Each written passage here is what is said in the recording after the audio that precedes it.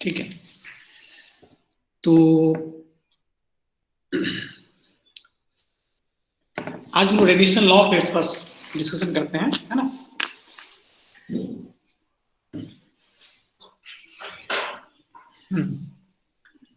Basically क्या है, radiation law जो है यहाँ पे हम लोग देखेंगे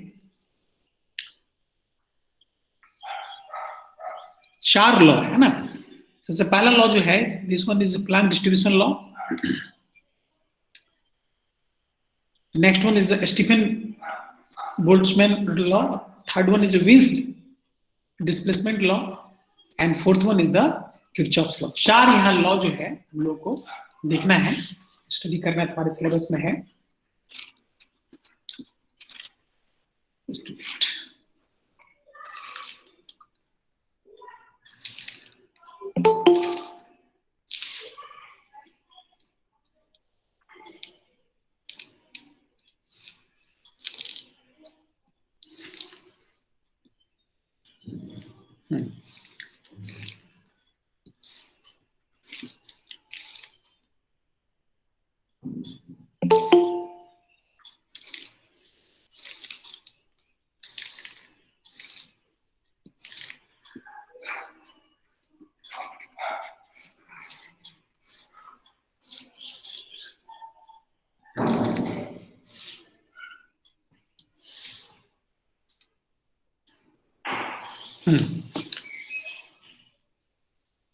तो सबसे पहला लॉ जो है हम लोग यहाँ पे जो है जो कि स्क्रीन पर तुमको दिख रहा होगा, this is the plank distribution law. देखो प्लैंक डिस्ट्रीब्यूशन लॉ में जो है बेसिकली अभी हम लोग इसको देखे हैं कि जैसे कि हमको टोटल इमिसिव पावर ई निकालना है, तो ई निकालने के लिए क्या चाहिए, हमारे पास ई का जो फॉर्मूला है this one is the E lambda D lambda, है ना, लैम्डा 1 टू लैम्डा 2। ये दो जो रेंज है, इस रेंज के बीच हम लोग यदि हमारे पास दो पर्टिकुलर इस वेवलेंथ के बीच हमको यदि हमको निकालना होगा, तो हमको यदि हमारे पास मोनोक्रोमेटिक इमिसिव पावर है then we will calculate the value of total emissive power. इसमें तो किसी को दिक्कत नहीं है इस इक्वेशन में? No sir. ओके, तो बेसिकली देखो सबसे पहले हम लोग को ई लैम्डा का रिक्वायरमेंट होता है। यदि हमको टोटल इमिसिव पावर निकालना है तो first of all you have to find out जो है ई लैम्डा हमको पता होना चाहिए। तो ये जो डिस्ट्रीब्यूशन प्लैंक डिस्ट्रीब्यूशन लॉ है, सबसे पहला इंपॉर्टेंट ये this is applicable only for black body. Important ये है कि Planck distribution law is only applicable for black body, ठीक है। तो इस ब्लैक बॉडी के लिए डील करता है, पहला इंपॉर्टेंट चीज ये। नेक्स्ट इंपॉर्टेंट ये है कि ये जो हमारे पास ये प्लैंक डिस्ट्रीब्यूशन लॉ के अकॉर्डिंगली ये हमको monochromatic emissive power of black body, basically monochromatic emissive power of black body का वैल्यू जो है ये प्लैंक डिस्ट्रीब्यूशन लॉ से हम लोग को मिलता है। कहने का मतलब है कि e lambda b is equal to C1 into lambda power -5 by e raise to C2 by lambda t -1। ये फॉर्मूला है, इस फॉर्मूला को तुमको ध्यान रखना है। तो यहाँ पे क्या इंपॉर्टेंट चीज है, दो इंपॉर्टेंट चीज है। This Planck distribution law basically deals for black body, और यहाँ से हमको मिलता है क्या है, इस ब्लैक बॉडी का मोनोक्रोमेटिक इमिसिव पावर मिलता है। जैसा कि अभी हम लोग डिस्कशन किए कि भाई यदि हमको टोटल इमिसिव पावर निकालना है तो हमारे पास मोनोक्रोमेटिक इमिसिव पावर हो तो हम लोग उससे इंटीग्रेट करके हम लोग जो है टोटल इमिसिव पावर हम लोग निकाल सकते हैं। तो ये प्लैंक डिस्ट्रीब्यूशन लॉ से ब्लैक बॉडी का basically it deals with this black body. इस ब्लैक बॉडी का हम जो है just this monochromatic emissive power is found out with the help of this Planck distribution law, ठीक है। अब यहाँ पे C1 C2 का जो वैल्यू है यहाँ पर हम लोग यहाँ पर है जो देखो where C1 C2 is constant, where C1 is equal to 2 pi h into C0 square, this is called first radiation constant। ये जो है C1 जो है इसको हम लोग फर्स्ट रेडिएशन कांस्टेंट बोलते हैं। C2 का वैल्यू जो होता है SC0/K होता है, ठीक है। This is called second radiation constant. यहाँ पर दो कांस्टेंट है C1 एंड C2। तो यहाँ पे यदि हम पुट करें h क्या है यहाँ पे, h is the plank constant. तो प्लैंक कांस्टेंट का वैल्यू हमको पता हुआ है। C0 is the velocity of light. If you put the value of this one h and C0, you will get value of C1 is equal to 3.74 into 10⁻16 watt meter square, and value of C2 is equal to this SC0/K. If you put this value, you will get the value of C2 is equal to this one. h यहाँ Planck constant है, C0 velocity of light है, K जो है Boltzmann constant है जिसका की value जो है 13.8 into 10⁻24 दिया हुआ है। तो तो फाइनली जो है हम लोग इस प्लैंक जो हमारे पास जो इक्वेशन है प्लैंक डिस्ट्रीब्यूशन लॉ में, पीडी लॉ जो है ये बेसिकली किसके लिए है, ये ब्लैक बॉडी के लिए है। और ये इस सबको मिलता क्या है, इसको हमको ब्लैक बॉडी का मोनोक्रोमेटिक इमिसिव पावर मिलता है। ठीक है, तो इस इक्वेशन को याद रखना है, जिसमें कि हम लोग C1 C2 का वैल्यू जो कांस्टेंट है इसका वैल्यू ऑलरेडी यहाँ पे दिया हुआ है, इसको हमको ध्यान रखना है। चलो क्लियर है, this is your first law, this is called Planck distribution law. Is it clear? Yes sir. Okay, next law है उसको हम लोग बोलते हैं Stefan Boltzmann law. Stefan Boltzmann नाम सुने होंगे? साउंड कट रहा है। साउंड कट रहा है?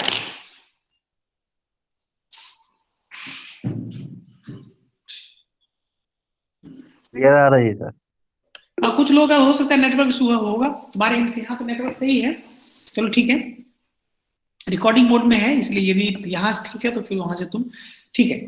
Next law is Stephen Boltzmann law. ठीक है, अब स्टीफन बोल्ट्जमैन अभी तुमको क्या बताया है, ये फॉर्मूला तुमको बताया है कि यदि हमको ईबी निकालना है तो हमारे पास क्या होना चाहिए, ई लैम्डा बी होना चाहिए, है कि नहीं, into D lambda, lambda 1 to lambda 2। तो प्लैंक डिस्ट्रीब्यूशन लॉ से हमको क्या मिला, monochromatic emissive power of black body. अब स्टीफन बोल्ट्जमैन ये भी क्या है ना, यहाँ भी हम ब्लैक बॉडी के लिए हम लोग डील करते हैं।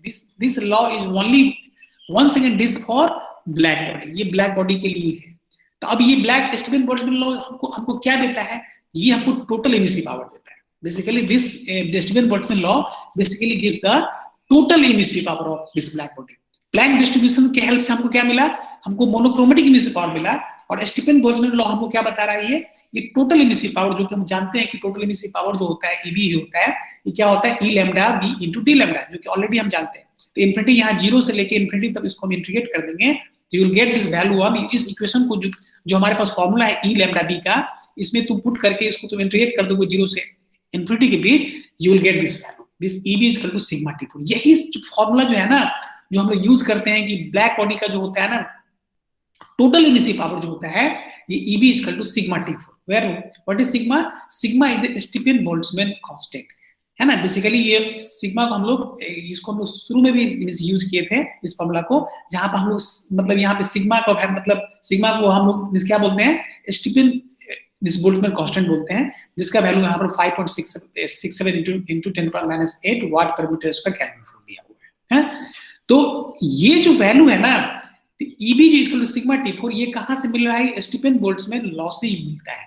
और इस वैल्यू के लिए हमको क्या चाहिए, हमको monochromatic emissive power of black body चाहिए। यदि हमारे पास ये है, इसको इंटीग्रेट कर देंगे तो you will get this total emissive power of black body. तो कहने का मतलब इस फॉर्मूला से यहाँ पे क्या हो जाएगा, EB equal to T4 equal constant. और सपोज यहाँ पे दो ब्लैक बॉडी है, बॉडी 1 एंड 2, तो इस केस में क्या हो जाएगा, EB1 by EBT equal to T14 by T24। तो कहने का मतलब ये हो गया कि ये जो formula Stephen Boltzmann law basically इससे क्या डील होता है, यहाँ भी दो बातें हैं कि first of all this Stefan Boltzmann law basically deals for black body, and with the help of this Stefan Boltzmann law we will get the total emissive power of black body. This is equal to sigma into T4, where sigma is the Stephen Boltzmann constant, or from this equation just we can see that EB by T4 is equal to constant। तो ये हमारा हो गया second law, हो गया Stephen Boltzmann law. इधर देखो एक ऑर्डर में सब दिया हुआ है, इस ऑर्डर में तुमको याद रखना है। इससे क्या होगा, तुमको याद रखने में समझने में आसानी होगी और तुम उसको एक अच्छे समय तक इसको तुम ध्यान रख सकते हो। अब देखो थर्ड है विज डिस्प्लेसमेंट लॉ। इसके बारे में तो अब विज डिस्प्लेसमेंट तो फिर उसी का एक्सटेंशन है। अब यदि हमारे पास यदि ई लैम्डा बी क्वेश्चन में दिए, ई लैम्डा बी हमको कहां से मिला, किसी क्वेश्चन से मिला, ई लैम्डा बी, ई लैम्डा किससे मिला, फर्स्ट वाले से सर। नाम बताइए, फर्स्ट वाला नहीं बोलना होगा, प्लैंक डिस्ट्रीब्यूशन लॉ, है ना। तो क्या बोलते हैं, प्लैंक, इसको हम लोग बोलते हैं पीडी लॉ बोलते हैं ना। तो प्लैंक डिस्ट्रीब्यूशन लॉ से क्या मिला, ई लैम्डा भी मिला। स्टीफन बोल्ट्जमैन क्या बता दिया, इससे हमको क्या मिल गया, EB मिल गया, इसको इंटीग्रेट करके कहां से 0 से इन्फिनिटी तक, जिसका वैल्यू क्या आया, सिग्मा T4 आया। अब जो हमको ये वेज डिस्प्लेसमेंट है, ये WDL जो है वेज डिस्प्लेसमेंट लॉ हमको क्या बता रहा है, अब यदि हमारे पास ई लैम्डा बी क्वेश्चन ये दिया हुआ है, इसका फॉर्मूला हमारे पास है, ठीक है। ये किसके फंक्शन में है, बेसिकली ये लैम्डा के फंक्शन में, किसके फंक्शन में है, लैम्डा के फंक्शन में है, जो क्वेश्चन अभी हम देख रहे हैं। तो अब देखना ये हमको चेक ये करना है कि आखिर इसका मैक्सिमम वैल्यू क्या हो सकता है। अगर ई लैम्डा बी का वैल्यू यदि हमको मैक्सिमम ई बी लैम्डा यदि हमको टोटल ये monochromatic emissive power of black body का मैक्सिमम वैल्यू चाहिए, तो उस कंडीशन में क्या करेंगे, क्योंकि ई लैम्डा किसके फंक्शन में, लैम्डा के फंक्शन में है, तो क्या करेंगे, इसको डिफरेंशिएट कर देंगे, D E lambda B by D lambda क्या हो जाएगा, 0 हो जाएगा। मतलब इस इक्वेशन को यदि हम डिफरेंशिएट कर दें, ये हमारे पास प्लैंक डिस्ट्रीब्यूशन लॉ का फॉर्मूला किसके फंक्शन में है, ये फंक्शन ऑफ लैम्डा के फंक्शन में है। अब इसको यदि हम इंटीग्रेट, इसको डिफरेंशिएट कर दें लैम्डा के फंक्शन में, तो चूंकि और तो यहाँ जो हमको जो लैम्डा का जो वैल्यू आएगा, इसको हम लोग बोलते हैं लैम्डा मैक्स। लैम्डा मैक्स क्यों, क्योंकि इस लैम्डा के लिए, इस वेवलेंथ के लिए ये मोनोक्रोमेटिक इमिसिव पावर क्या हो गया, मैक्सिमम हो गया, है कि नहीं। This is condition for maximum E lambda B, this is the condition for maximum monochromatic emissive power. So simply you have to differentiate this equation, you will get this value of lambda, और lambda का जो वो क्या होगा, maximum lambda होगा। मतलब कि इसका मतलब ये हो गया कि for this value of lambda, this the monochromatic emissive power of this black body will be maximum। Clear है। तो इसी इक्वेशन के हेल्प से हम लोग जब यहाँ पर देखते हैं lambda max into t is equal to 2898, ये कांस्टेंट होता है। तो बेसिकली विज डिस्प्लेसमेंट लॉ पहला इंपॉर्टेंट पॉइंट क्या हो गया, once again this is applicable for black body. Okay, you have this value of E lambda b, तो for e lambda b maximum what we have to do, we have to differentiate this equation with respect to lambda, और इसको जब यहां differentiate करेंगे we will get the value of lambda, this lambda is lambda maximum. Lambda maximum के लिए क्या होगा, ई lambda B क्या हो जाएगा, मैक्सिमम हो जाएगा। इस कंडीशन में लैम्डा मैक्स और टी को यदि मल्टीप्लाई करेंगे तो क्या होगा 2898, ये कांस्टेंट होता है। इसीलिए हम लोग बोलते हैं कि lambda max into T is equal to constant. जो हमारा विज डिस्प्लेसमेंट लॉ है, विज डिस्प्लेसमेंट लॉ क्या बताता है, lambda max into T this is equal to constant, ये हमको बताता है। अब देखो ये lambda max and T constant जो है, अब थोड़ा सा हम लोग इसमें जो हमारे पास ये थ्योरेटिकल का जो यहाँ पर है, इसको थोड़ा देख लें। ऊपर है, ये देखो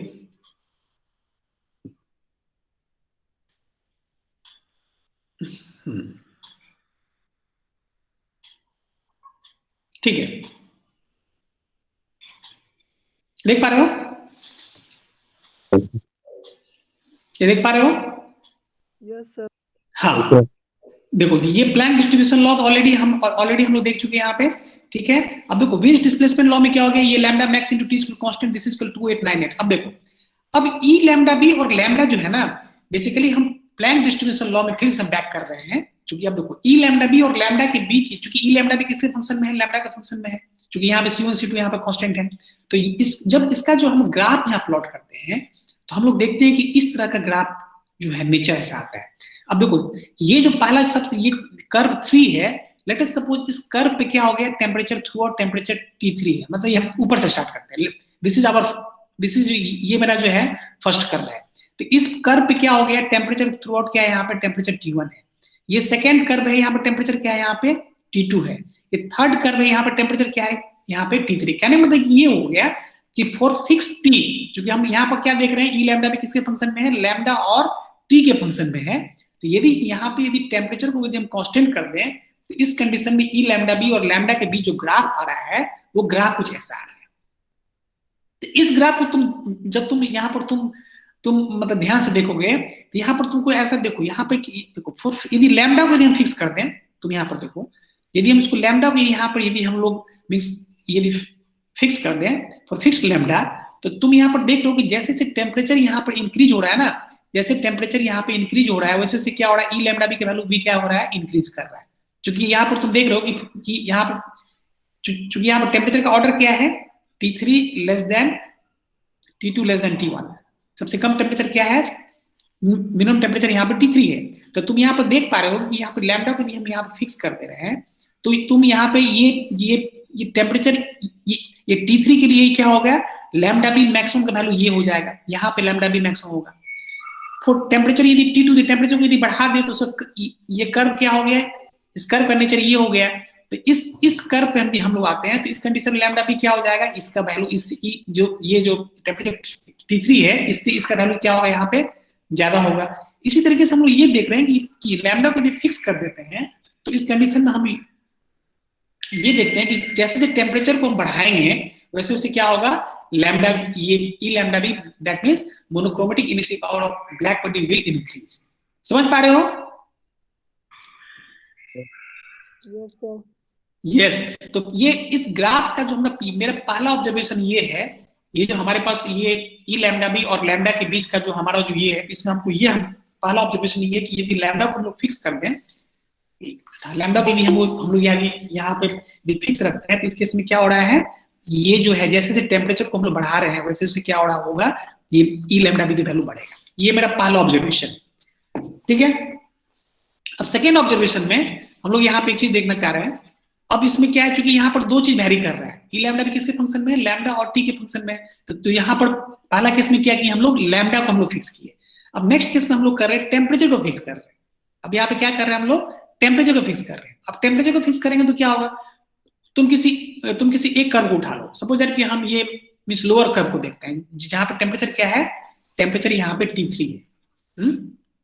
हाँ, टेम्परेचर यहाँ पे क्या है, T3 है। तो अब तुम देखोगे कि ये पूरे कर्व के थ्रू आउट जितने पॉइंट्स है ना, ये सब पे टेम्परेचर क्या है, यहाँ पे T3 है। यदि कहने मतलब यदि टेम्परेचर यहाँ कांस्टेंट है, तो तुम देखोगे जैसे जैसे लैम्डा का वैल्यू बढ़ रहा है वैसे उससे क्या हो रहा है, इनिशियली में क्या होगा, ई लैम्डा बी का वैल्यू क्या होगा, ये इंक्रीज कर रहा है। ध्यान से देखो, यदि लैम्डा का वैल्यू जैसे जैसे बढ़ रहा है, स्टार्टिंग में क्या हो रहा है, लैम्डा का वैल्यू बढ़ेगा तो क्या हो रहा है, यहाँ पे ई लैम्डा बी का वैल्यू यहाँ पे इंक्रीज कर रहा है। लेकिन एक फिक्स लैम्डा के बाद क्या हो गया, ये जो है ई लैम्डा बी क्या होगा, घटना शुरू हो गया। तो स्टार्ट में क्या हुआ कि as for the fix temperature, यहाँ पर टेम्परेचर को यदि हम लोग कांस्टेंट रखते हैं, फॉर फिक्स टेम्परेचर इनिशियली क्या हो रहा है, लैम्डा जैसे से लैम्डा का वैल्यू हम लोग यहाँ पे इंक्रीज कर रहे हैं, ई लैम्डा बी का वैल्यू यहाँ पे क्या हो रहा है, इंक्रीज कर रहा है। लेकिन एक मैक्सिमम वैल्यू के बाद ये क्या हो रहा है, इसका वैल्यू जो है ई लैम्डा बी की वैल्यू लैम्डा के साथ डिक्रीज करना स्टार्ट हो गया। समझ पा रहे हो, देख पा रहे हो?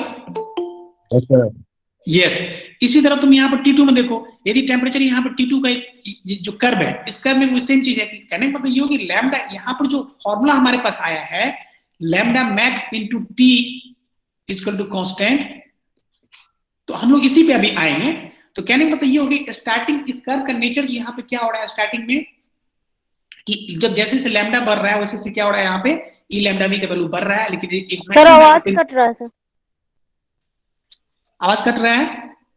नो सर, उसका आवाज कट रहा है। हाँ, तो ये मेरा सेकेंड ऑब्जर्वेशन है। तो पहला ऑब्जर्वेशन ये देखे कि हम यहाँ पे फॉर फिक्स्ड लैम्डा, जब यहाँ पर लैम्डा को फिक्स किए, जैसे जैसे टेम्परेचर को हम लोग इंक्रीज कर रहे हैं वैसे से क्या हो रहा है, monochromatic emissive power of black body increase कर रहा है। पहला ऑब्जर्वेशन हो गया। सेकंड ऑब्जर्वेशन हम टेम्परेचर को फिक्स कर रहे हैं, तो हम लोग ये देख रहे हैं कि जैसे जैसे लैम्डा को हम बढ़ा रहे हैं वैसे क्या हो रहा है, ई लैम्डा बी की वैल्यू पहले इंक्रीज कर रहा है, एक मैक्सिमम वैल्यू जाने के बाद ये क्या होगा, ये डिक्रीज करना स्टार्ट होगा। ये मेरा सेकंड ऑब्जर्वेशन है। साउंड क्लियर है, पहुंच पा रही है? सर अच्छा सा आ रही है भाई। ठीक है, ठीक है। चलो, अब तुम थर्ड ऑब्जर्वेशन यहाँ पर तुम देख रहे होगे इस कर्व में कि जैसे जैसे तुम टेम्परेचर को तुम ऊपर ले जा रहे हो, जैसे जैसे टेम्परेचर इंक्रीज हो रहा है, तुम देख रहे हो कि ये जो कर्व का जो नेचर जो है ना, ये क्या हो रहा है, ये लेफ्ट साइड यहाँ पर शिफ्ट कर रहा है। देख पा रहे हो? जैसे जैसे तुम टेम्परेचर को तुम यहाँ पर इंक्रीज कर रहे हो, जैसे स्टार्टिंग टेम्परेचर ये let us suppose this is T3, ये T3 है, यहाँ पे T2 है और यहाँ पे T1 है, ठीक है। तो जैसे जैसे टेम्परेचर यहाँ बढ़ता जा रहा है वैसे से क्या हो रहा है, कर्व का पीक पॉइंट क्या हो रहा है, कर्व का पीक पॉइंट क्या हो रहा है, ये लेफ्ट साइड ये टिल्ट कर रहा है। लेफ्ट साइड क्या हो रहा है, ये देख पा रहे हो? Sir yes. इसका मतलब क्या हो गया, कर्व लेफ्ट साइड में, कर्व का टिल्टिंग कर्व जो है लेफ्ट साइड शिफ्ट कर रहा है। दैट मींस क्या हो गया कि जैसे से टेम्परेचर को बढ़ा रहे हैं वैसे से क्या हो रहा है, लैम्डा मैक्सिमम का वैल्यू क्या हो रहा है, डिक्रीज हो रहा है। डिक्रीज हो रहा है कि इंक्रीज हो रहा है? जैसे टेम्परेचर को हम बढ़ा रहे हैं वैसे वैसे यहाँ पे क्या हो रहा है, लैम्डा मैक्स का वैल्यू, चूंकि देखो यहाँ पर टेम्परेचर यहाँ पर T3 है, ठीक है।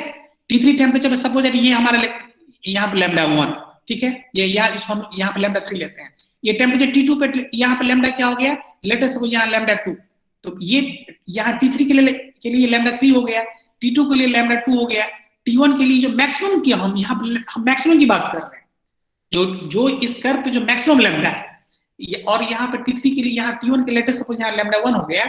इस तीनों में तुम यहाँ पर तुम क्या देख रहे हो, लैम्डा का वैल्यू यहाँ पे इंक्रीज कर रहा है कि डिक्रीज कर रहा है?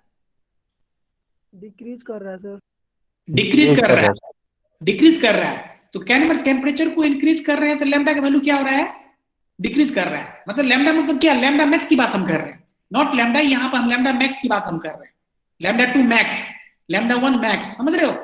तो कहने मतलब जैसे जैसे टेम्परेचर को बढ़ा रहे हैं तो लैम्डा मैक्स क्या हो रहा है यहाँ पे, डिक्रीज कर रहा है। यही इक्वेशन तो हम लोग यहाँ पर देख पा रहे हैं कि लैम्डा मैक्स इंटू वेस्ट डिस्प्लेसमेंट लॉ क्या बता रहा है कि lambda max into T equal constant.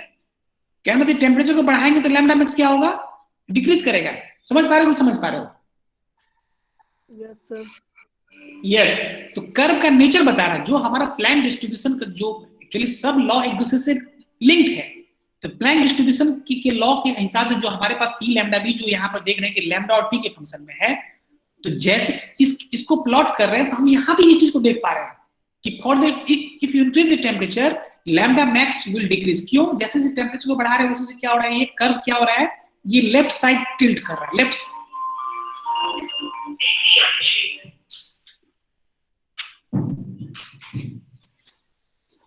ठीक है, तो ये क्या हो रहा है यहाँ पे, ये लेफ्ट साइड यहाँ पे शिफ्ट हो रहा है। एक मिनट जस्ट, हम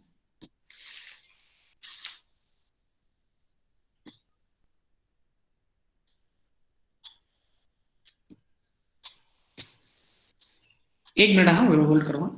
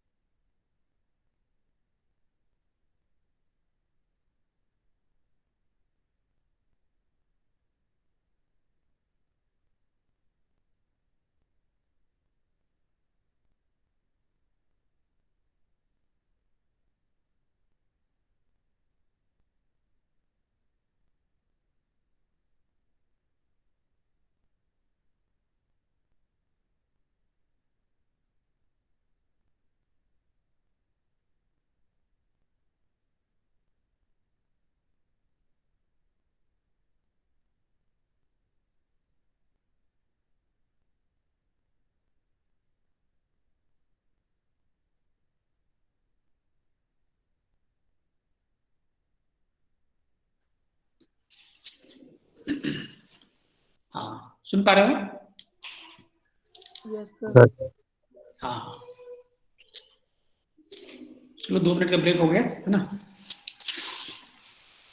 हाँ, तो कहने मतलब यहाँ पे हम लोग यहाँ पे ये देख पा रहे हैं कि lambda max into T equal to constant जो है, ये जो विंस डिस्प्लेसमेंट लॉस हमारे पास आ रहा है, तो इस चीज को हम यहाँ से वेरीफाई कर रहे हैं कि जो हमारे पास जो ग्राफिकल जो प्रेजेंटेशन है, उस ग्राफिकल प्रेजेंटेशन से भी यहाँ पर ये चीज सामने आ रहा है कि यदि टेम्परेचर को हम लोग बढ़ा रहे हैं तो वहां पर क्या होगा, जो ये मतलब जो इसका वेवलेंथ होगा वो क्या होगा, मैक्सिमम वेवलेंथ वो डिक्रीज करेगा। ठीक है, अब तुम देखो कि यहाँ पर जो कर्व जो है ई लैम्डा बी और लैम्डा मैक्स के बीच का जो यहाँ कर्व दिखाया गया है, तो तुम ये स्टार्टिंग में क्या हो रहा है, यहाँ पे जैसे से लैम्डा को हम लोग बढ़ा रहे हैं तो वहां पे क्या होगा, ई लैम्डा बी का वैल्यू इंक्रीज कर रहा है, जो ऑलरेडी हम लोग देख चुके हैं। और ये मैक्सिमम वैल्यू के बाद जाने के बाद क्या होगा, ये जो है ना लैम्डा बी, ये मोनोक्रोमेटिक इमिसिव पावर जो है ये क्या हो रहा है, डिक्रीज कर रहा है। तो इसमें जो पहला जो इसमें 2 पार्ट हो गया, ये पहला फेज हो गया जिसमें क्या हो रहा है कि स्लोप यहाँ पे इंक्रीज कर रहा है। यहाँ पे क्या हो रहा है, फर्स्ट फेज में स्लोप यहाँ पे इंक्रीज कर रहा है और नेक्स्ट फेज में क्या हो रहा है, स्लोप यहाँ पे डिक्रीज कर रहा है। एक मैक्सिमम स्लोप पे जाके ये यहाँ पे क्या हो रहा है, यहाँ पे ई लैम्डा बी का वैल्यू क्या हो गया, मैक्सिमम। कहना मतलब इस लैम्डा के लिए क्या हो जाएगा, ई लैम्डा बी का वैल्यू क्या होगा, मैक्सिमम होगा, जिसको कि हम लोग यहाँ पर डिफरेंशिएट किए थे। इस इक्वेशन को डिफरेंशिएट करके हमको क्या मिला, लैम्डा मैक्स मिला। और इस लैम्डा मैक्स को यहाँ पे इस इक्वेशन में पुट करेंगे तो क्या मिल जाएगा, ई लैम्डा बी मैक्स मिल जाएगा। तो ई लैम्डा बी और लैम्डा के बीच ऑलरेडी हम लोग ग्राफ है, इस ग्राफ को हम लोग यहाँ पर देखें। क्लियर है, समझ पा रहे हो? हाँ, तो सारा जो भी हमारे पास ये है वो सब एक दूसरे से इंटरलिंक्ड है। अब फोर्थ इक्वेशन है, इस फोर्थ जो हमारे पास लॉ है उसको यहाँ पे हम लोग बोलते हैं किरचॉफ्स लॉ। पहला कौन सा हो गया, Planck distribution law. Next Stefan Boltzmann law. तो प्लैंक डिस्ट्रीब्यूशन लॉ से क्या मिला, Planck distribution law first of all ये किसके लिए है, ब्लैक बॉडी के लिए। प्लैंक डिस्ट्रीब्यूशन लॉ से क्या मिलता है, monochromatic emissive power of black body, पहला चीज। फिर नेक्स्ट हमारा क्या हो गया, स्टीफन बोल्ट्जमैन लॉ। ये भी किसके लिए होता है, ये basically this for black body. और इससे हमको क्या मिला, हमको ईबी मिला, मतलब ये टोटल इमिसिव पावर मिला। थर्ड क्या हो गया, विंस डिस्प्लेसमेंट लॉ। तो विंस डिस्प्लेसमेंट लॉ में हमको क्या मिलता है, हमको मैक्सिमम जो है हमको वो वैल्यू लैम्डा को वो वैल्यू चाहिए, मैक्सिमम वैल्यू चाहिए जिस पर कि क्या हो रहा है, ई लैम्डा बी मैक्सिमम हो। तो उसके लिए हम लोग यहाँ पर क्या कर रहे हैं, उसको डिफरेंशिएट कर रहे हैं। डिफरेंशिएट करके हमारे पास इक्वेशन आ गया lambda max into T equal to constant 2898। इस कांस्टेंट का वैल्यू क्या है, 2898। तो इस तरीके से हम लोग यहाँ पे 3 लॉ को हम लोग यहाँ पे देखें। फोर्थ लॉ है किरचॉफ्स लॉ। क्लियर है? Yes sir. सुन पा रहे हो ना? Yes, sir. हाँ, ठीक है। अब नेक्स्ट लॉ हम लोग यहाँ पर देख रहे हैं किरचॉफ्स लॉ। किरचॉफ्स लॉ बहुत ही इंटरेस्टिंग है और इंपॉर्टेंट है।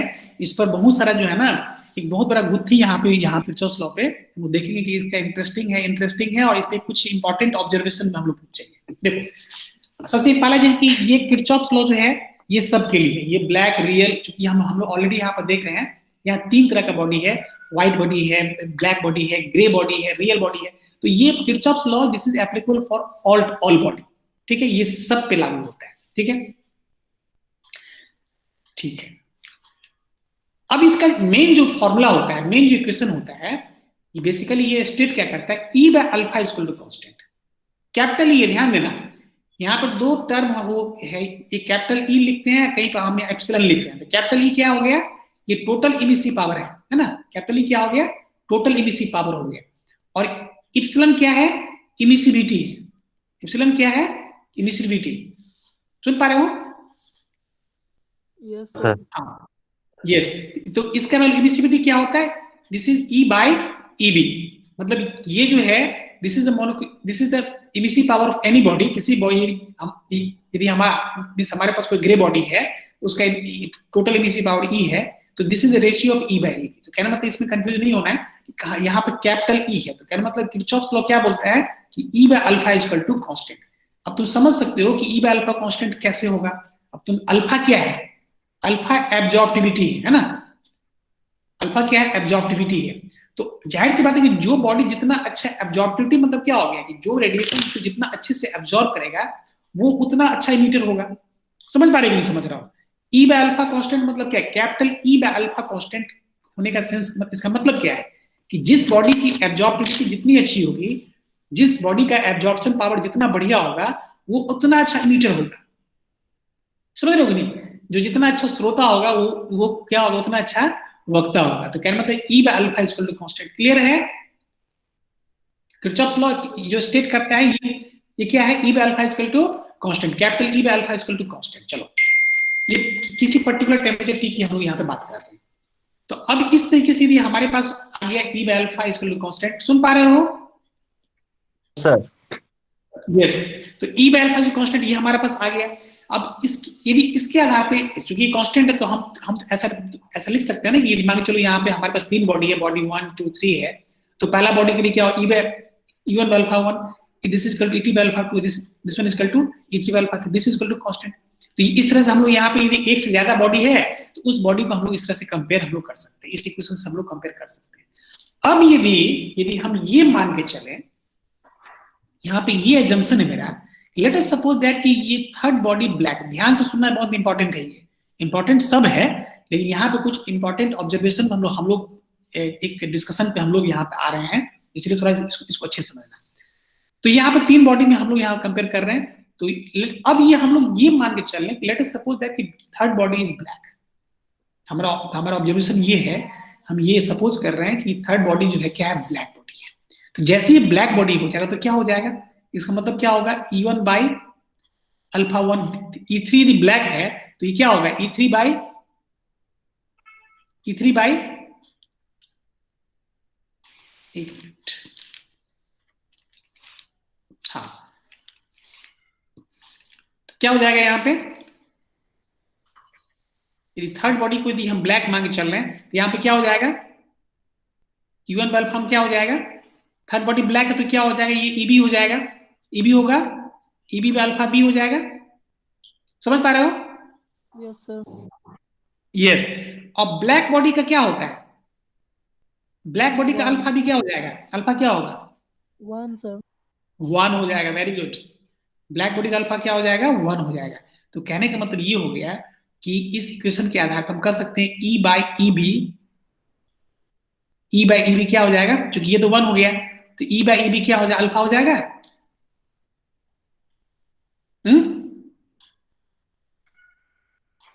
समझ रहे हो कि नहीं? ये बॉडी 1 के लिए हो गया, ये E1 by alpha 1 equal to third body हमारा ब्लैक है तो EB बाय अल्फा बी का वैल्यू यहाँ पे 1 हो गया। इसका मतलब क्या हो गया, E by EB equal to क्या हो जाएगा, 1। हम चूंकि सब्स्टिट्यूट यूज कर रहे हैं तो कहना मतलब ये भी तुम यहाँ पे ले लो, यहाँ पे ऐसे कर लो, ये क्या अल्फा 1 हो जाएगा। क्लियर है? इसका मतलब ये हो गया कि E बाई ईबी क्या हो जाएगा, E बाई ईबी क्या हो गया, यहाँ पे अल्फा हो गया। क्लियर है? सुन पा रहे हो? यस सर और यहाँ पे E बाई ईबी क्या है, E बाई ईबी को हम लोग एक टर्म्स ऑलरेडी हम लोग डिफाइन कर चुके हैं। E बाई ईबी क्या है, एप्सिलॉन सर। एप्सिलॉन है। इसको हम लोग क्या बोल रहे हैं, इमिसिविटी बोल रहे हैं। मतलब क्या हो गया, एप्सिलॉन इक्वल टू अल्फा। समझ पा रहे हो? इसका मतलब हो गया कि alpha equal to epsilon, that means absorptivity is equal to emissivity. This is very important equation of this radiation section में बहुत ही important equation है। कई बार ये पूछा गया है इंजीनियरिंग सर्विस में, ये डेरिवेशन पूछा गया है कि prove that the absorptivity of any body is equal to emissivity। तो absorptivity मतलब क्या हो गया, alpha, alpha equal to epsilon. तो ये कहां से गवर्न हो रहा है, किरचॉफ लॉ से।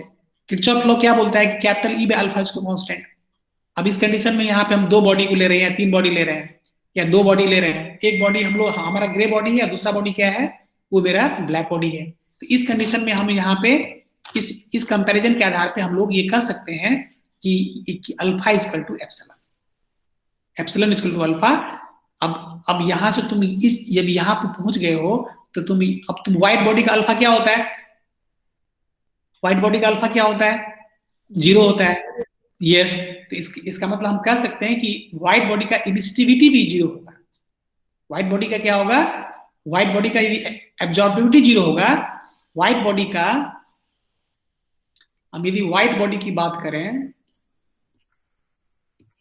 व्हाइट बॉडी की बात करें, एब्जॉर्बिविटी 0 होगा तो क्या होगा उसका, टोटल इमिसिव पावर भी जीरो होगा। क्यों? क्योंकि अल्फा बाई क्या है यहाँ पे, सॉरी ई बाय अल्फा क्या है यहाँ पे, कांस्टेंट है, जो कि हमारा क्या, ये हमको किरचॉफ लॉ से पता चल रहा है। तो ये अल्फा यदि जीरो होगा, एब्जॉर्बिबिलिटी जीरो होगा, तो क्या होगा, एप्सिलॉन भी यहाँ पे कैपिटल ई भी जीरो होगा। अल्फा जीरो है तो एप्सिलॉन भी क्या हो जाएगा, यहाँ पे जीरो हो जाएगा। तो कहने का मतलब ये हो गया कि व्हाइट बॉडी का एब्जॉर्बिबिलिटी ऑलरेडी हम समझ रहे हैं कि वो जीरो होगा, तो उस कंडीशन में क्या होगा, इमिसिविटी भी वहां पे जीरो हो जाएगा। लेकिन ब्लैक बॉडी में क्या होगा, ब्लैक बॉडी में चूंकि यदि ई बाई यहाँ पे यदि उसका मींस ई भी हो जाएगा, तो वहां पे क्या हो जाएगा, ब्लैक बॉडी का एब्जॉर्बिबिलिटी क्या होता है, ब्लैक बॉडी का एब्जॉर्बिबिलिटी क्या, अल्फा का वैल्यू क्या होता है ब्लैक बॉडी में 1 होगा। तो इस कंडीशन में एप्सिलॉन का वैल्यू भी क्या होगा, मैक्सिमम यहाँ पे 1 होगा। क्लियर है, समझ पा रहे हो? Yes, sir. यस।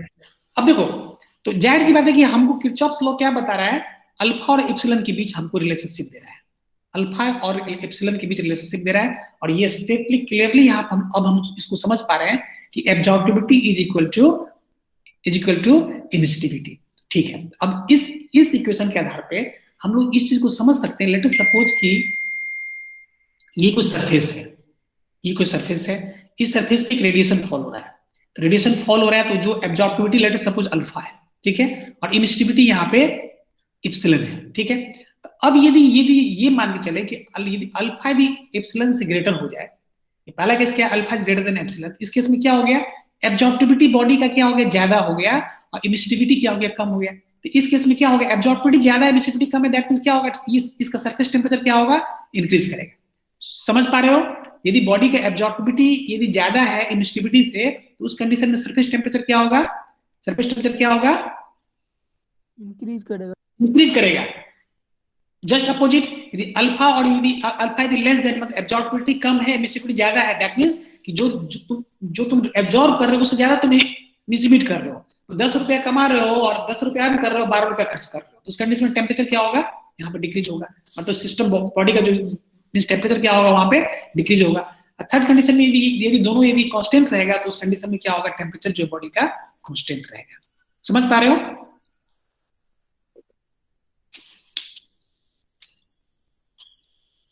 क्लियर है? Yes, sir. हाँ, तो ये हमारे 4 इंपॉर्टेंट लॉ है। एक और इंपॉर्टेंट लॉ है, जिसको बोलते हैं लैम्बर्ट कोसाइन लॉ। ठीक है, तो लैम्बर्ट जो है डिफ्यूज सरफेस के लिए हम लोग यूज करते हैं। लैम्बर्ट की इक्वेशन जो होता है ना, बेसिकली हम लोग डिफ्यूज सरफेस के लिए हम लोग यूज करते हैं।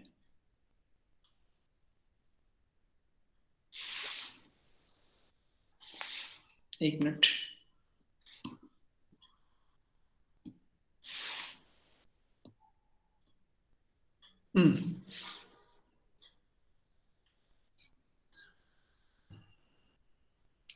ठीक है।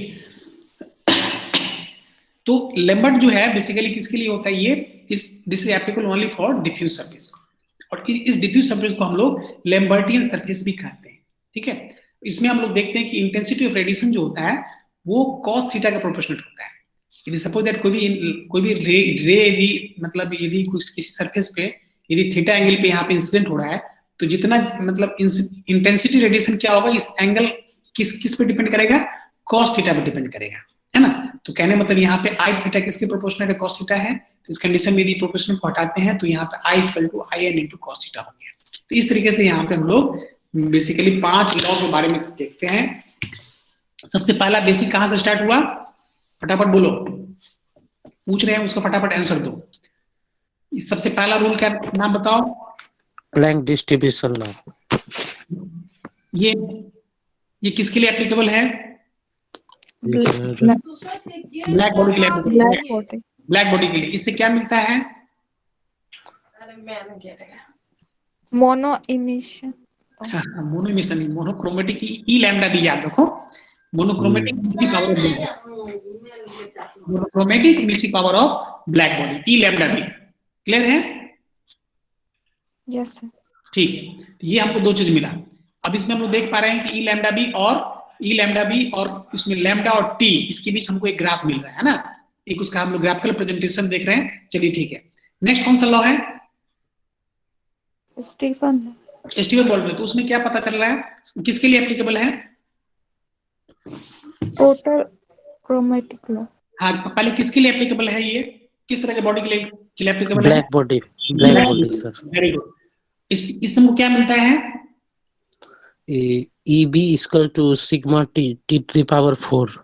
यस यस, ये हमारा रिजल्ट है, ठीक है। लेकिन Yes, sir. यदि हमको प्लैंक डिस्ट्रीब्यूशन लॉ से ई लैम्डा भी मिल गया Yes. तो इससे क्या मिलेगा हमको इससे ई भी मिल जाएगा, है ना? Yes sir. यहाँ ई भी क्या हो जाएगा? Integration of E lambda B into D lambda from 0 to infinity, ठीक है। इसको इंटीग्रेट कर लेंगे Yes, तो sir. यहाँ पे ई भी क्या हो जाएगा? सिग्मा टी फुल मिल गया। Very good, correct. This is the second very important equation, Stephen Boltzmann law. Third क्या है? थर्ड इक्वेशन, थर्ड लॉ क्या है? क्या नाम है इसका? Wien's displacement law.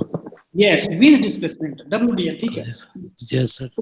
तो इससे ये बेसिकली किसके लिए एप्लीकेबल है? ब्लैक बॉडी के लिए सर। Black body. ये once again this is applicable for black body. इससे क्या मिल रहा है हमको? क्या फाइंडिंग्स है इसमें? सर लैम्डा मैक्सिमम कर रहा है, टेम्परेचर इंक्रीज कर। नहीं Yes. सर, टी कांस्टेंट रहेगा। Lambda maximum into T is equal to constant. Yes, मतलब we have to find that value of this EV lambda for which मतलब हमको चाहिए EV max चाहिए, ठीक है। Yes sir. हमको मैक्सिमम टोटल एमिसिव, हमको मैक्स मतलब ये मैक्सिमम टोटल एमिसिव पावर चाहिए, मैक्सिमम मोनोक्रोमेटिक एमिसिव पावर चाहिए, ठीक है। तो इसके लिए क्या इसका मतलब क्या हो गया? ये किसके टर्म में है? ये लैम्डा का फंक्शन में। तो इसको हम लोग डिफरेंशिएट कर लिए, डिफरेंशिएट करेंगे तो हमको लैम्डा मैक्स इनटू जो हमको वैल्यू मिलेगा लैम्डा, वो क्या होगा? लैम्डा मैक्सिमम होगा। और उस कंडीशन में हम लैम्डा मैक्स इनटू टी क्या होगा? यहाँ पे कांस्टेंट हो गया, ठीक है। किरचॉफ लॉ जो है मतलब किरचॉफ लॉ किसके लिए एप्लीकेबल है? Kirchhoff law is applicable for all types of body, ठीक है। सुन पा रहे हो? Yes, sir. हाँ, तो इस किरचॉफ लॉ में जो हमारे पास इस इक्वेशन क्या है? Capital E by this ratio of emissive total emissive power and absorptivity is equal to constant. The capital E by alpha is equal to constant. और यहाँ से हम लोगों को एक इंपॉर्टेंट रिलेशन मिल रहा है कि epsilon is equal to alpha, epsilon is equal to alpha, मतलब emissivity is equal to absorbivity, ठीक है। तो इस तरीके से हम लोग यहाँ पे कुछ इंपॉर्टेंट लॉ को हम लोग देखें। उम्मीद करते हैं कि चीजें जो है समझ में आ रही है ना अच्छे से।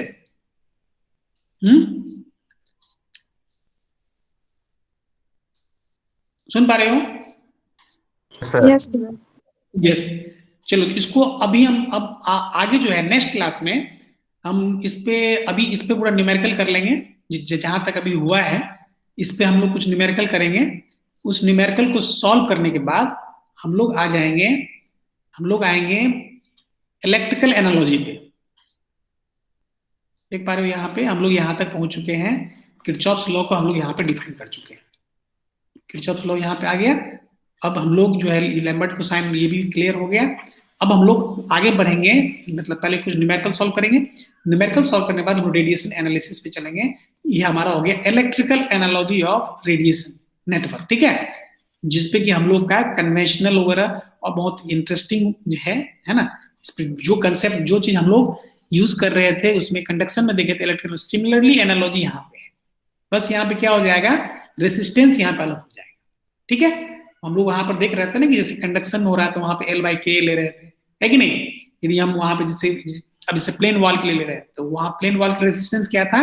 L/K था। सिलेंडर केस में क्या था? ln R2/R1/2πkL। स्फेरिकल केस में क्या था? स्फेरिकल केस में क्या था? 4π r1 r2 उसके रेसिस्टेंस पूछ रहे हैं। R2 माइनस R1/4πkR1R2, है ना। याद आ रहा है ना फॉर्मूला का? Yes sir. फॉर्मूला को देखो, मेन थोड़ा इसमें फॉर्मूला है, फॉर्मूला पे थोड़ा सा ध्यान रखना होगा। तो कहने मतलब यहाँ पे क्या हो जाएगा? यहाँ आवाज कट रहा है। आवाज कट रहा है? नो सर, ठीक है आवाज। ठीक है ना। हाँ, तो यहाँ पे भी जो है रेडिएशन एनालिसिस में जो है हम लोग यहाँ पे देखेंगे कि दो तरह का रेसिस्टेंस यहाँ पे होगा, है ना। यहाँ पे दो तरह का रेसिस्टेंस होगा। इसमें एक होता है सेप रेसिस्टेंस, थोड़ा ऐसे हल्का हम लोग थोड़ा डिस्कशन कर रहे हैं। एक होता है सेप रेसिस्टेंस, ठीक है, और सुन पा रहे हो? Yes sir. हाँ, तो एक यानी एक सबसे पहले हम लोग सरफेस रेजिस्टेंस के बारे में बात करते हैं। सरफेस रेजिस्टेंस, तो सरफेस रेजिस्टेंस का मतलब तुम अब थोड़ा सा तुम वर्ड से तुम थोड़ा सा तुम इस पर तुम गेस कर सकते हो कि सरफेस रेजिस्टेंस का मतलब क्या होता है। सरफेस रेजिस्टेंस मतलब क्या है? इसका मतलब सरफेस को उसके टेक्सचर से कुछ ना कुछ इसका रिलेशनशिप होगा, यदि सरफेस रेजिस्टेंस की बात कर रहे हैं। तो कहने मतलब यदि हम, तो हमारे पास दो तरह का बॉडी, रेफरेंस बॉडी मेरा क्या है, किसको हम बिल्कुल आइडल मान रहे हैं इस रेडिएशन में? आइडल बॉडी कौन सा है मेरा? आइडल। हम लोग ब्लैक बॉडी को यहाँ पे मान रहे हैं कि परफेक्ट एब्जॉर्बर है। ब्लैक बॉडी को क्या मान रहे हैं कि परफेक्ट एब्जॉर्बर है, ये परफेक्ट इमिटर है। समझ रहे हो कि नहीं? समझ पा रहे हो कि नहीं समझ पा रहे हो? यस ब्लैक बॉडी को हम लोग क्या मान रहे हैं? रेफरेंस लेके चल रहे हैं कि ब्लैक बॉडी क्या है, बेस्ट, मतलब क्लास में जितने भी स्टूडेंट हैं वो सबसे अच्छा स्टूडेंट होगा, वो क्या होगा? वो बेस्ट एब्जॉर्बर होगा। जो जितने अच्छे से सीखेगा वो क्या होगा? उतने अच्छे से एक्सप्लेन करना, मतलब उतना बढ़िया नॉलेज होगा। जितना अच्छा नॉलेज होगा वो उसका स्कोर उतना बढ़िया उसका होगा, या उसका आउटपुट जो है वो होगा उतना बढ़िया होगा। मतलब इनपुट जो जिसका जितना अच्छा इनपुट होगा उसका उतना अच्छा आउटपुट होगा, ठीक है। तो ये रेडिएशन एनालिसिस में हमारे पास क्या है? ब्लैक बॉडी क्या है? एक रेफरेंस माना जाता है। क्यों? क्योंकि ये सबसे बेस्ट एब्जॉर्बर है। बेस्ट एब्जॉर्बर होगा तो क्या होगा? उतना बढ़िया इमिटर भी होगा। सुन पा रहे हो? Yes, sir. यस। तो ब्लैक बॉडी हमारा रेफरेंस बॉडी हो गया। अब जैसे जैसे हम आगे बढ़ रहे हैं, जैसे ब्लैक बॉडी के बाद क्या, अब सबसे वर्स्ट क्या हो गया इसमें? यदि ब्लैक बॉडी बेस्ट है तो वर्स्ट क्या है यहाँ पे? White body. व्हाइट बॉडी है, करेक्ट। जो व्हाइट बॉडी में एब्जॉर्बिलिटी कुछ तो है ही नहीं, इसमें कुछ एब्जॉर्प्शन हो ही नहीं रहा है, तो इसलिए यहाँ पे वर्स्ट क्या हो गया? हमारा व्हाइट बॉडी हो गया, ठीक है। तो ये चीज हो गया। बीच में कौन कौन सा बॉडी आ गया? Grey body sir. Grey body हो गया। ग्रे बॉडी हुआ, रियल बॉडी हुआ। तो मेरा मेन कंसर्न यहाँ पे ग्रे बॉडी से रहेगा, क्योंकि जो भी कैलकुलेशन लोग करेंगे ब्लैक एंड ग्रे में चलेंगे, ठीक है। ब्लैक मतलब क्या हो गया कि बिल्कुल उसका किसी तरह का इसका मतलब ये हो गया कि ब्लैक बॉडी परफेक्ट है। मतलब क्या है इसका? मतलब किसी भी तरह का उसमें रेसिस्टेंस, सरफेस रेसिस्टेंस वहां पे क्या होगा? तो ब्लैक बॉडी यदि बिल्कुल आइडल है तो उस केस में सरफेस रेसिस्टेंस क्या होगा? वहां पे क्या होना चाहिए? तुम गेस करो। 0 होना चाहिए सर। 0 होना चाहिए। Very good. Zero. यस, इसका मतलब ये होगा कि ब्लैक बॉडी में हमारा सरफेस रेजिस्टेंस क्या हो जाएगा? 0 हो जाएगा। क्लियर है? ठीक है, समझ रहे हो ना? Yes sir. और यस, और ग्रे बॉडी में, हाँ, और यहाँ पे ग्रे बॉडी में क्या होगा? वहां पे यहाँ पे कुछ इसका सरफेस रेजिस्टेंस होगा। तो यहाँ पे हम लोग जो डिस्कशन करेंगे तो यहाँ पे दो रेजिस्टेंस है। पहला क्या होगा? Surface resistance. दूसरा होता है सेप रेजिस्टेंस। तो सेप रेजिस्टेंस मतलब होता है ये कि हर एक बॉडी का अपना अपना सेप है, जो जिसका जैसा सेप होगा उस तरह का रेजिस्टेंस क्रिएट करेगा। यदि बॉडी यदि सिलेंड्रिकल है तो उसका सेप सिलेंड्रिकल है, तो उसका सेप की वजह से उसका रेजिस्टेंस अलग होगा। यदि बॉडी मेरा स्फेरिकल है तो उस केस में उसका सेप रेजिस्टेंस अलग होगा। तो बेसिकली यहाँ पे हम लोग जो रेडिएशन एनालिसिस करेंगे तो दो तरह के एनालिसिस पे हम लोग बात करेंगे। दो तरह के रेसिस्टेंस यहाँ पे होगा। एक क्या होगा? उसका सरफेस की वजह से सरफेस का टेक्सचर कैसा है। यदि टेक्सचर बिल्कुल स्मूथ है, किसी तरह का कोई उसमें रफनेस नहीं है, एकदम परफेक्ट है, तो दैट मींस वो ब्लैक बॉडी हो गया। सरफेस यदि उसमें डिफ्यूज्ड है, थोड़ा सा उस पर रफनेस है, इसका मतलब वहां पे क्या हो जाएगा? वो क्या हो जाएगा? ग्रे बॉडी हो जाएगा। अब उस बॉडी का शेप कैसा है? शेप जैसा होगा उस हिसाब से उसका रेसिस्टेंस होगा। तो ये दो रेसिस्टेंस वहां पे हम लोग लाएंगे। इस दोनों रेसिस्टेंस को देखेंगे कहाँ पे क्या सीरीज है, क्या पैरेलल है। दोनों रेसिस्टेंस का अपना अपना फॉर्मूला है। उस फॉर्मूला पे हम लोग रेसिस्टेंस निकाल लेंगे। अब देख लेंगे वहां पे क्या है, वहां पे सीरीज है तो उसमें ऐड कर देंगे, पैरेलल है तो उसको क्या करेंगे, उसका जो फॉर्मूला है उसको करके आर इक्विवेलेंट वहां पे हम लोग निकाल लेंगे। और आर इक्विवेलेंट निकालने के बाद हम लोग वहां पे हम लोग क्यू निकालेंगे। तो यहाँ पे क्यू क्या हो जाएगा? Del T by R equivalent. Q क्या होगा? Temperature difference. यदि दो बॉडी है, दो बॉडी के बीच एक का टेम्परेचर T1 है, दूसरे का टेम्परेचर यहाँ पे T2 है, तो यहाँ पे बेसिकली क्या हो रहा है? यहाँ पे यदि यहाँ पे T1 ग्रेटर देन T2 है तो इस केस में क्या होगा? इसका मतलब हीट ट्रांसफर कहां से कहां होगा? T1 टू T2 होगा, है कि नहीं? उस केस में क्या होगा? T1 टू T2 होगा, तो T1 टू T2 जो हीट ट्रांसफर होगा तो उस कितना अमाउंट ऑफ हीट ट्रांसफर हो, यहाँ पे हीट एक्सचेंज हो रहा है, हीट ट्रांसफर हो रहा है ड्यू टू रेडिएशन। यहाँ पे Q कैसे निकालेंगे, del T by R equivalent, जो कि हमारे पास ऑलरेडी हम पहले से जानते हैं Q निकालना है तो del T by R equivalent, R equivalent निकालेंगे, डेल T का वैल्यू वहां पे हम लोग करके सीधा उसको हम पुट करेंगे, हम लोग इसका रिजल्ट हम लोग फाइंड आउट कर लेंगे। तो ये हमारा कुछ बेसिक रेडिएशन एनालिसिस का कुछ बेसिक है, जिसको कि हम लोग आगे नेक्स्ट क्लास में इसको हम लोग डिस्कस करेंगे। क्लियर है, समझ पा रहे हो? Yes, sir. Sir. तो हम लोग नेक्स्ट क्लास में इसको डिस्कशन करेंगे। तो अयंतुर रहमान आज नहीं है, एब्सेंट है, यस सर। नहीं, उसकी आवाज नहीं हम सुन पा रहे हैं।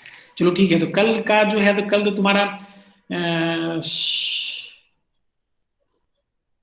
एक मिनट रिकॉर्डिंग ऑफ करने दो।